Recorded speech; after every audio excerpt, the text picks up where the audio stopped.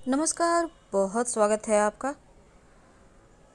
कुछ पौधे बहुत चमत्कारिक होते हैं क्योंकि इन पौधों में औषधीय गुण और दैवीय गुण दोनों ही मौजूद होते हैं।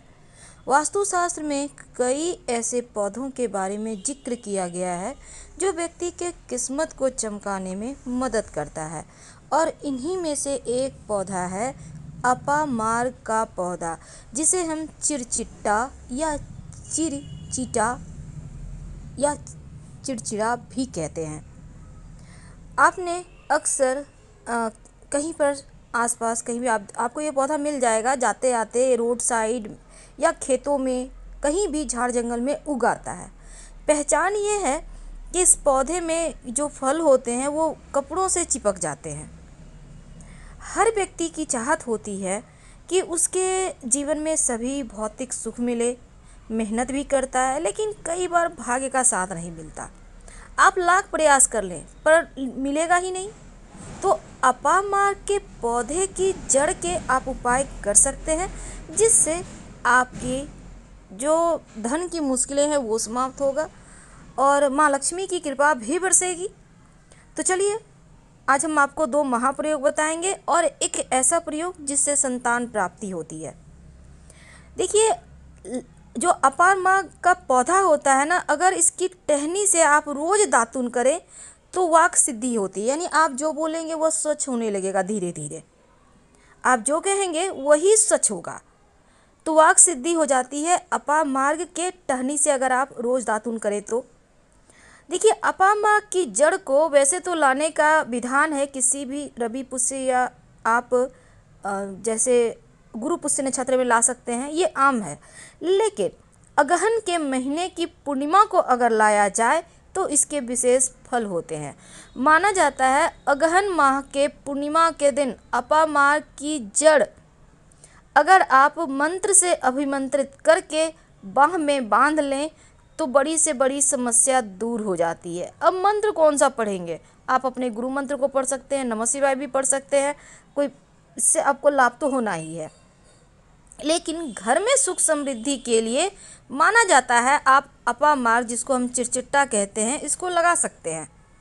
अगर आप श्वेत अपामार्ग को घर में लगाकर सही जगह रखते हैं तो सुख समृद्धि भी बढ़ती है। और अगर इसको जलाकर इसकी भस्म गाय के घी के साथ मिलाकर सेवन किया जाए, ज़्यादा नहीं, थोड़ा सा 1 चुटकी भस्म लें, 2-4 बूंद घी लें, उसमें मिक्स करें और उसको सेवन करें, संतान सुख की प्राप्ति होती है। बंध्या स्त्री जिसको सबने कह दिया कि अब होगा ही नहीं, उसे भी संतान सुख मिलता है। याद रखिए, अपामार्ग के पौधे को जलाकर, पूरा पौधा जलाना है, सब कुछ पूरे जड़ से उखाड़ लें और इसको जला लें, इससे वशीकरण होता है। देखिए, अपामार्ग की जड़ को पानी के साथ घिसकर, अगर आप इसको घिसकर गोरोचन के साथ मिक्स करके और तिलक लगाएं रोज, तो यकीन मानिए इससे सामने वाला आपका वशीभूत हो जाएगा। साथ ही अगर अब जैसे कि मान लेते हैं आप जलाकर नहीं खा पा रहे, तब एक छोटा सा काम कर सकते हैं जो चाहती है महिलाएं कि संतान प्राप्ति हो। रविवार के दिन जब पुष्य नक्षत्र पड़े, रवि पुष्य नक्षत्र के दिन, इस दिन इस पौधे की जड़ को पहले से लाकर रख लीजिएगा और गर्भवती महिला जो हैं उनके कमर पर बांध दें तो प्रसव पीड़ा नहीं होती है, तुरंत संतान प्राप्त हो जाता है। ये है जो प्रेग्नेंट महिलाएं हैं, प्रसव पीड़ा उनको नहीं होगी। अगर पहले से बांध के रख लें तो आराम से संतान हो जाएगा। संतान भी हृष्ट पुष्ट होगा, खूबसूरत होगा, मजबूत होगा, शरीर से स्वस्थ रहेगा। तो पहला हमने बताया कि संतान अगर प्राप्ति नहीं हो रही है तब उपाय, और दूसरा कि संतान सरलता से हो जाए। माना जाता है कि जैसे कि अपामार्ग का जो पौधा है, अगर हम तंत्र शास्त्र की माने तो चमत्कारिक पौधा है।